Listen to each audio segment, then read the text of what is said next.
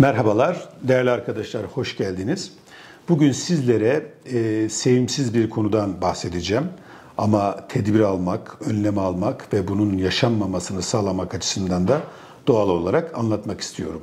Ani bebek ölüm sendromu, Sudden Infant Death Syndrome da diye geçiyor. Şimdi bu adı üstünde zaten ani bebek ölüm sendromu, beklenmedik bir şekilde 1 yaşın altındaki bebeklerin yatakta ölü bulunması olarak tanımlanmaktadır. Şimdi bunu özellikle ilk 6 ayda daha sık görülüyor ve bununla ilgili risk faktörleri biliniyor ve önlenmesi için ne gibi tedbirler alınması çok önemli. Şimdi öncelikli olarak bunun bebekle ilgili olan, çevreyle ilgili olan ve anne babayla ilgili olan faktörleri var. Bebekle ilgili olan en önemli faktörler erkek cinsiyet. Maalesef erkeklerde daha sık görülüyor ama bunun izah edilen bir nedeni yok. Bir diğer grup ikiz bebeklerde bu daha sık. Düşük doğum ağırlıklı doğanlarda daha sık ve düşük haftalı yani doğum haftası daha düşük olanlarda, erken doğanlarda da daha sık olduğunu biliyoruz. Şimdi düşük doğum ağırlıklı olanlar, düşük haftada, erken doğanlarda işte organ maturasyonu, organların oluşmasındaki gecikmelerin de etkili olabileceği söylenebilir. Ama adı üstünde bu ani, beklenmedik ve nedensiz bir ölüm olarak tarifliyoruz. Şimdi bu bebeklerin özellikle yakın takip edilmesi gerekiyor. Peki bu yakın takipte önemli bir detay var. O da şu. Şimdi bildiğiniz gibi biz ilk 3 ayda bebeklerin en geç gece de dahil 3 saatte bir, 3 ile 6. ayda da en geç 5 saatte bir beslenmelerini salıklıyoruz. Bunun hem bebeklerin beslenmesini garanti altına almak, metabolik dengelerini sağlamak hem de aslında en geç bu saatlerde bebeği bir kontrol etmiş olmasını sağlamış oluyoruz. Dolayısıyla bu anne sütü almak zaten başlı başına önleyici bir faktör. Aynı zamanda bu emzirme sıklığıyla da bebeğin kontrolünü sağlamış oluyoruz. Dolayısıyla bu grup bebekte dikkatli ve özenli oluyoruz. İkinci önemli nokta ise bebeğin yatış pozisyonu. En önemli nokta burası. İlk 1 yılda bebekler yatak odasında yani anne babanın yatak odasında ama asla aynı yatakta değil, bir anlık dahi olsa aynı yatakta değil, kendi yataklarında anne babanın yatak odasında yatırılmalıdır. Ve kesinlikle yüzü koyun yatırılmamalıdır.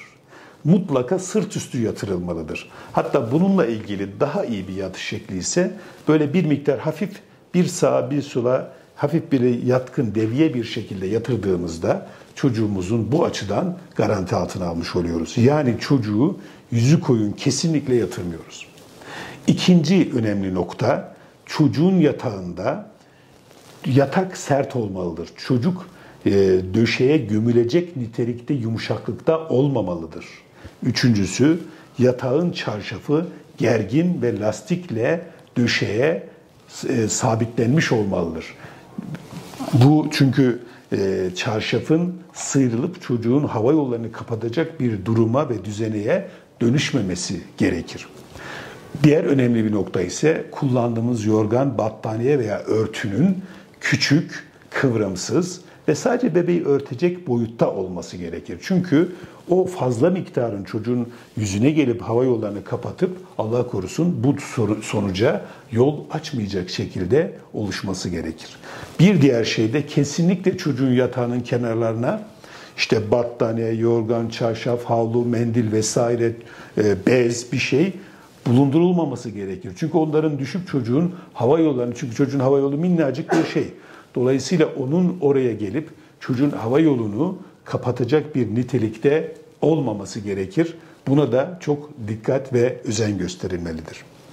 Bir diğer gösterilmiş önemli bir risk faktörü ise anne ya da babanın ya da her ikisinin bebeği alıp kendi yanlarına yatırmalarıdır. Bu birlikte yatma olayı çok ciddi bir tehlike oluşturmaktadır.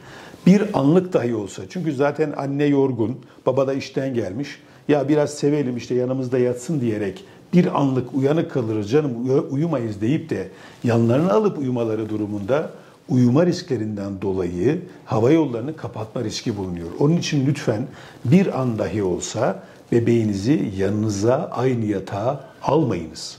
Ve çocuk her zaman kendi yatağında bulunmalıdır.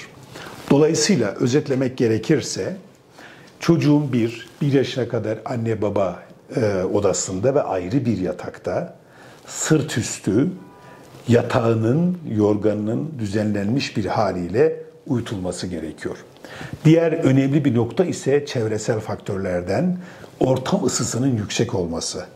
Dolayısıyla özellikle yaz dönemlerinde çocuğun kıyafetinin onu vücut ısını yükseltecek düzeyde olmaması ve üzerine örtülecek örtünün de gene çocuğun vücut ısını artıracak nitelikte olmaması gerekir. Yani çocuğun ateşinin yüksek olması durumunda da bu ani bebek ölüm sendromu riskinin arttığını biliyoruz.